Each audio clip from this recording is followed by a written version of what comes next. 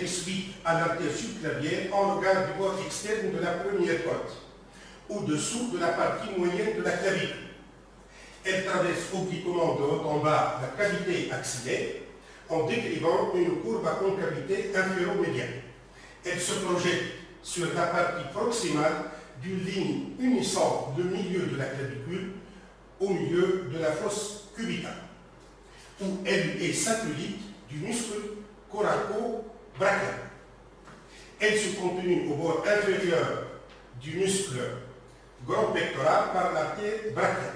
Elle fournit 6 branches collatérales, les artères thoraciques suprêmes, thoraco-acromiales, thoracique latérale, subscapulaire, circonflexe postérieur de l'humérus et circonflexe antérieur de l'humérus.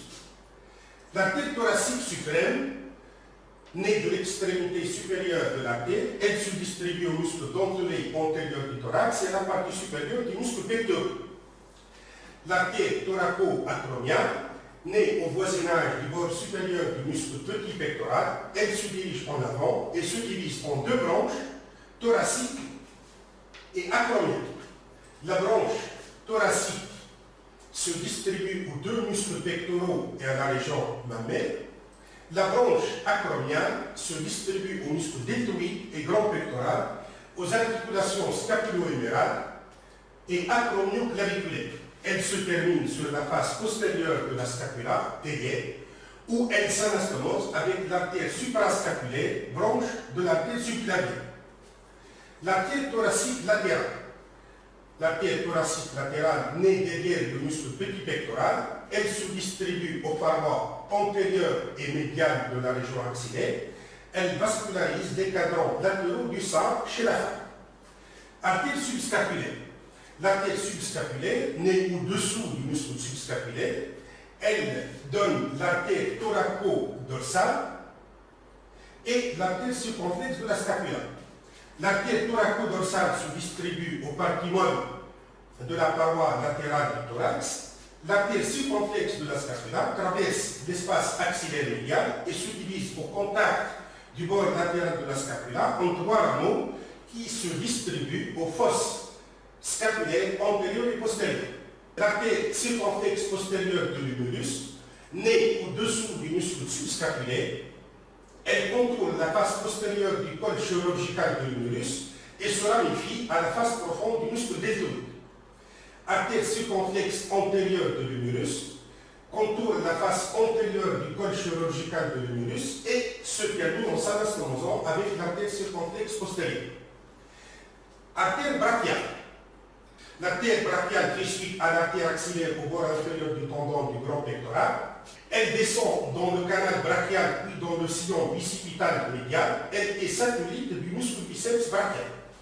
Elle est superficielle et palpable dans toute l'étendue de son trajet brachial. Elle se termine à 3 cm au-dessous du pli du coude, où elle se divise en 2 branches terminales, l'artère radiale et l'artère ulnaire.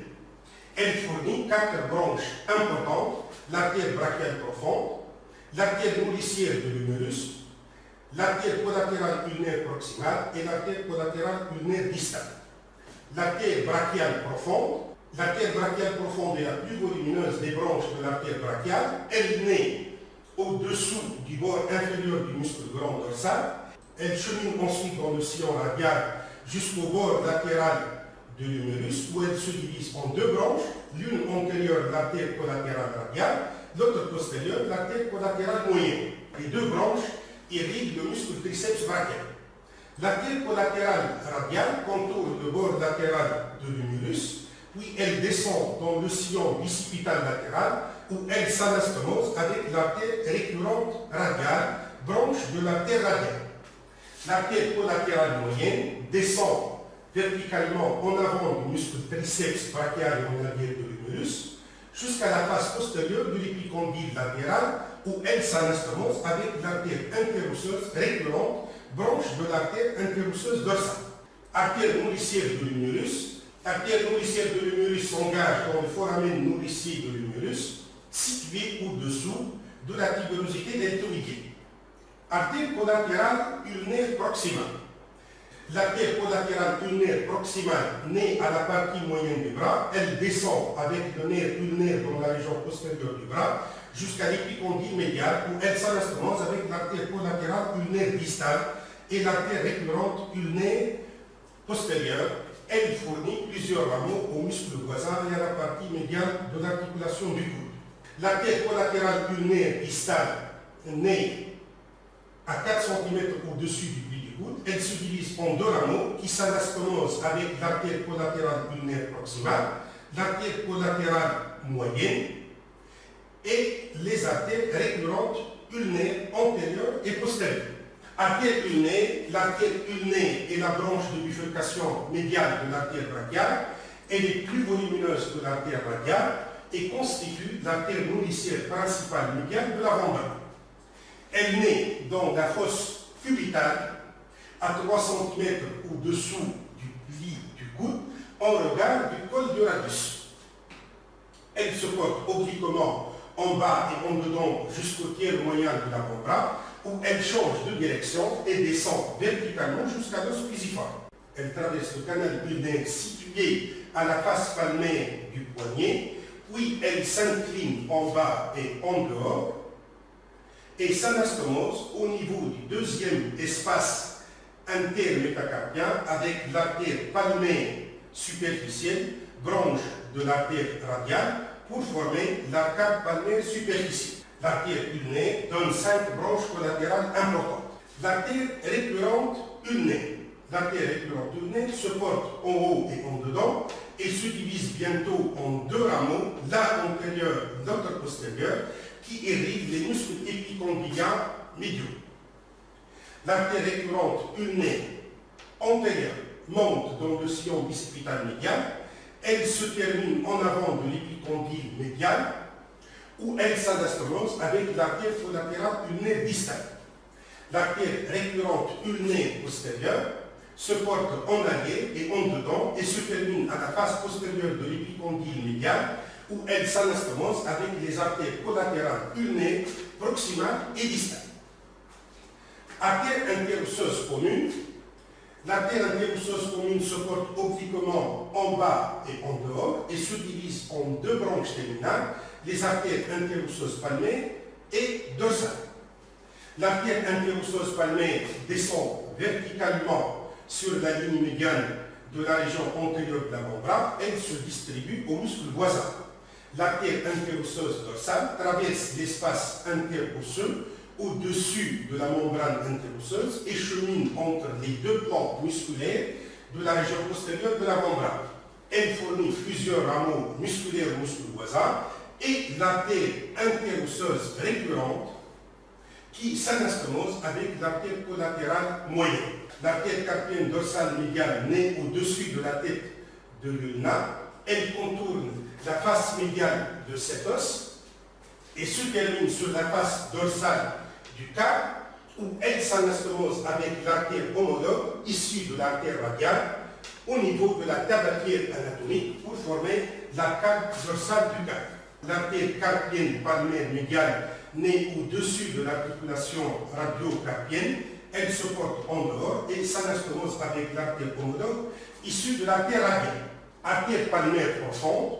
L'artère palmaire profonde se détache de l'artère ulnaire au-dessous de l'os pisiforme. Elle traverse l'éminence hypothénale, puis elle s'incline en dehors jusqu'à la base du métacarpien droit, où elle s'anastomose à plein canal avec l'artère radiale pour former l'arcade palmaire profonde. Elle se projette à mi-distance entre le pli transverse distal du poignet et le pli transverse distal de la main. Artère radiale. L'artère radiale est la branche de bifurcation latérale de l'artère brachiale. Elle est plus grêle que l'artère ulnaire et constitue l'artère nourricière latérale de l'avant-bras. Elle naît dans la fosse cubitale à 3 cm au-dessous du pli du coude, en regard du col du radius. Elle prolonge d'abord la direction de l'artère brachiale, puis elle descend verticalement jusqu'à la gouttière du cou, où elle devient superficielle et accessible à la palpation. elle contourne l'articulation radiocarpienne et elle descend dans la tabatière anatomique. Elle traverse ensuite d'arrière en avant l'extrémité supérieure du premier espace intermétacarpien. Arrivée à la paume de la main, l'artère radiale s'anastomose avec l'artère palmaire profonde pour former l'arcade palmaire profonde. L'artère radiale fournit trois branches collatérales importantes. L'artère récurrente radiale. L'artère récurrente radiale monte obliquement vers le sillon bicipital latéral où elle s'anastomose avec l'artère collatérale radiale. Elle irrigue les muscles épicondyliens latéraux. L'artère carpienne palmaire latérale naît un peu au-dessus de l'articulation radiocarpienne. Elle se porte en dedans et s'anastomose avec l'artère homologue issue de l'artère ulnaire. L'artère palmaire superficielle se détache de l'artère radiale en regard du processus styloïde de l'abus. Elle traverse obliquement en bas et en dedans l'éminence sténale et s'anastomose au niveau de la loge palmaire moyenne avec l'artère ulnaire pour former l'arcade palmaire superficielle. Cette arcade se projette un peu au-dessus du pli transverse proximal de la paume de la main. L'arcade palmaire profonde donne des rameaux carpiens récurrents et des artères perforantes palmaires et des artères métacarpiennes palmaires. L'artère principale du pouce se détache de l'artère radiale ou de l'arcade palmaire profonde. Elle donne des artères digitales palmaires médiales et latérales du pouce. L'artère radiale de l'index se détache tantôt de l'arcade palmaire profonde, tantôt de l'artère principale du pouce. Elle longe le bord latéral de l'index. Les artères perforantes palmaires au nombre de 3 traversent l'extrémité supérieure des 3 derniers espaces intermétacarpiens et s'abouchent dans les artères métacarpiennes dorsales. Les artères métacarpiennes palmaires sont au nombre de 3, comptées de dehors en dedans. Elles sont destinées au 2e, 3e et 4e espace. Elles s'anastomosent avec les artères digitales palmaires communes correspondant un peu au-dessus de leur bifurcation. L'arcade palmaire superficielle. L'arcade palmaire superficielle est située à 1 cm au-dessous de l'arcade palmaire profonde. Elle fournit 4 branches descendantes comptées de dedans en dehors, l'artère digitale médiale du petit doigt et les artères digitales palmaires communes. L'artère digitale palmaire médiale du petit doigt gagne le bord médial du petit doigt. Les artères digitales palmaires communes descendent dans les 3 derniers espaces intermétacarpiens. Elles se divisent en 2 branches terminales qui deviennent les artères digitales palmaires propres, des doigts 2 à 5. Les artères dorsales de la main comprennent premièrement une arcade dorsale du carpe. L'arcade dorsale du carpe est située à la face dorsale de la rangée distale du carpe. Elle résulte de l'anastomose de l'artère carpienne dorsale latérale issue de l'artère radiale au niveau de la tabatière anatomique avec l'artère carpienne dorsale médiale issue de l'artère ulnaire au-dessus de la tête de l'ulna. Elle donne 4 branches collatérales. Les artères métacarpiennes dorsales reçoivent à l'extrémité supérieure de l'espace intermétacarpien l'artère perforante palmaire venue de l'arcade palmaire profonde. Elle se divise un peu au-dessus des commissures interdigitales en 2 branches latérales qui deviennent les artères dorsales médiales et latérales du doigt correspondant. L'artère digitale médiale du petit doigt provient directement de l'arcade dorsale du carpe, soit de la 4e artère métacarpienne dorsale. Deuxièmement, branche de l'artère radiale. La première artère métacarpienne dorsale provient directement de l'artère radiale. Elle donne l'artère digitale dorsale médiale du pouce et l'artère digitale dorsale latérale de l'index. L'artère digitale dorsale latérale du pouce provient soit de l'artère radiale, soit de la première artère métacarpienne dorsale. Les artères digitales dorsales propres ne dépassent pas la phalange proximale. Les 2 autres phalanges sont vascularisées par les artères digitales palmaires.